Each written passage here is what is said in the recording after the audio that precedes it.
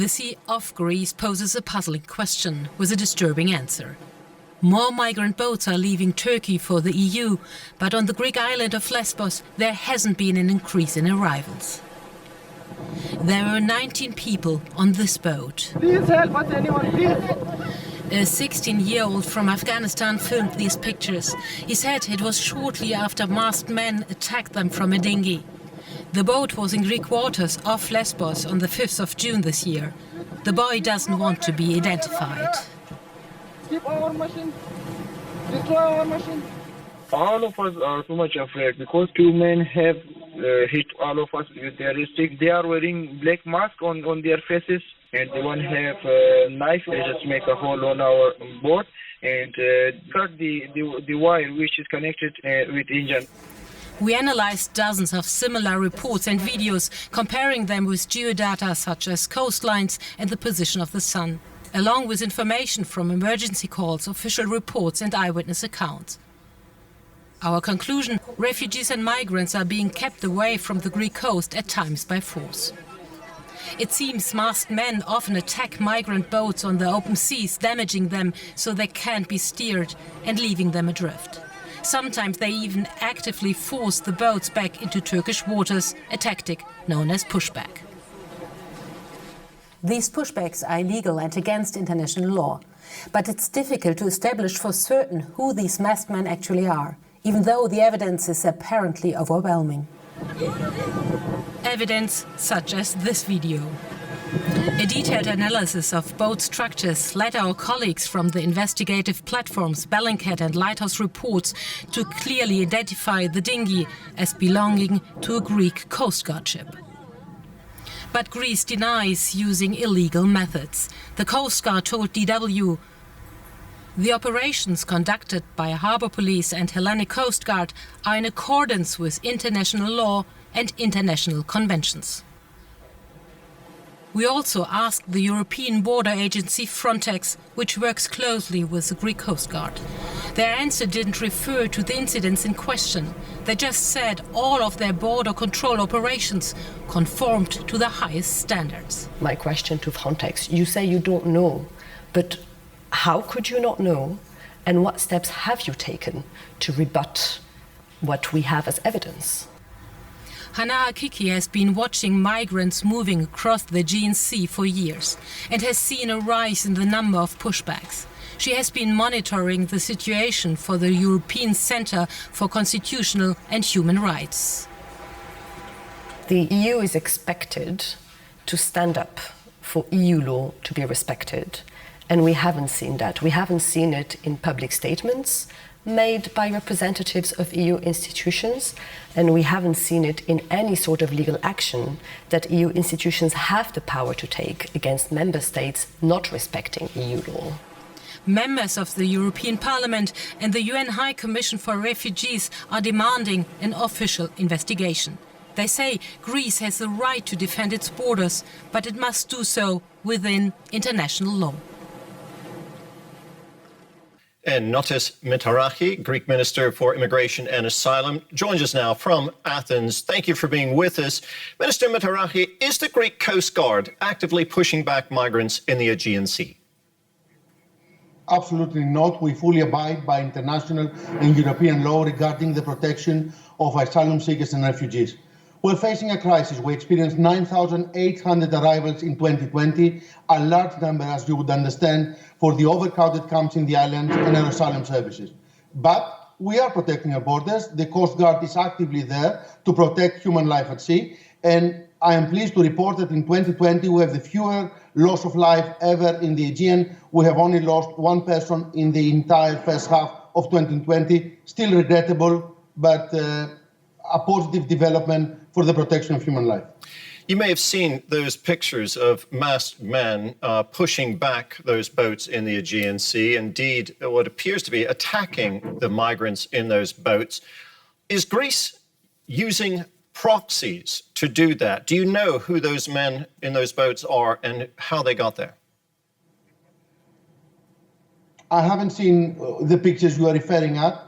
We're not using naturally any proxies. The Hellenic Coast Guard and Frontex and occasionally NATO are there to protect the sea borders of the European Union. You know that since March we faced an organized aggression from our neighbors.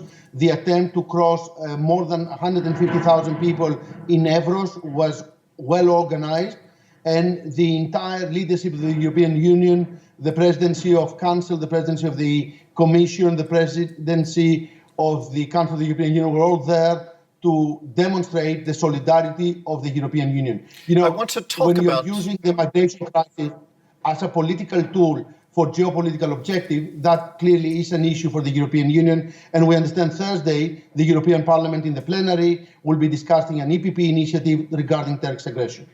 Do you feel left alone by the rest of the EU in dealing with the migrants coming to Greece?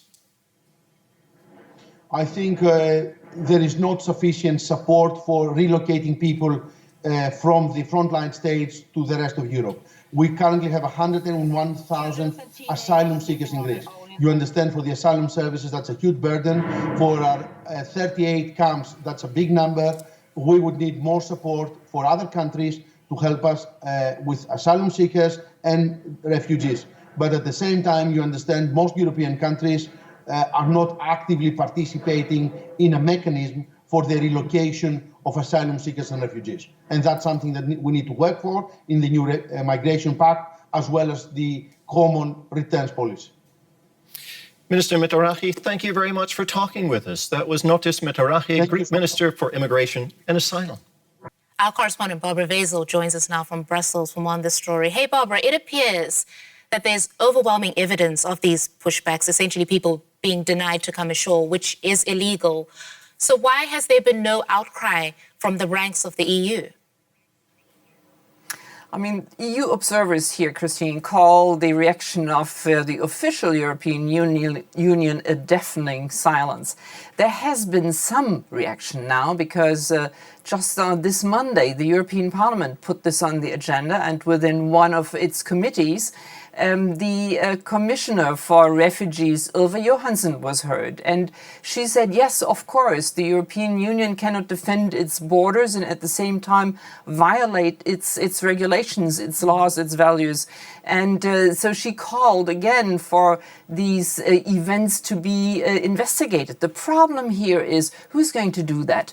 Basically, even when the UNHCR, the refugee organization of the United Nations, a few weeks ago, called on Greece to investigate these events, it ends up with Greece investigating itself. The European Union simply has no prosecutor. It doesn't have a police.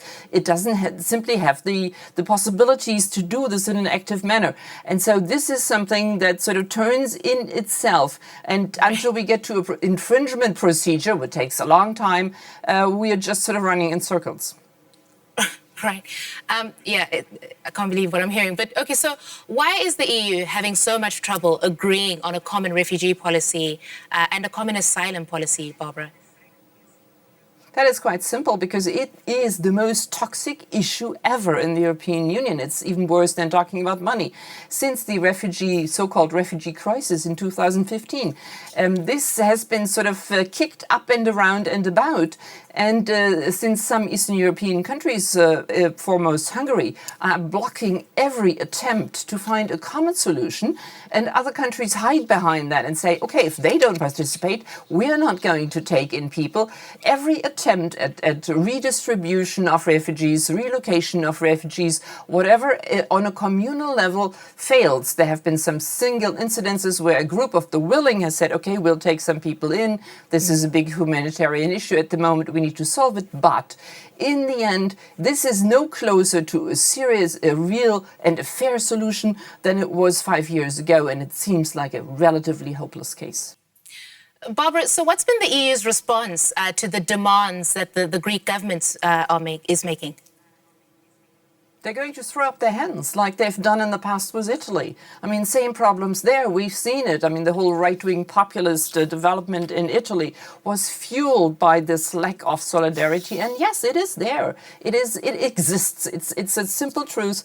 European countries are not willing to take in the relatively large numbers and take refugees off the frontline countries' hands. And they haven't done it, and they are not likely to do it in the future. So this situation is just simply standing still, and it is not likely to be resolved. And that is what creates things and events like these pushbacks, because the frontline countries then think we have to help ourselves, and we create these very nasty events and incidents that are, after all, illegal. But it is not the political fault of the countries that are involved in it. It is the fault of the whole European Union in a way.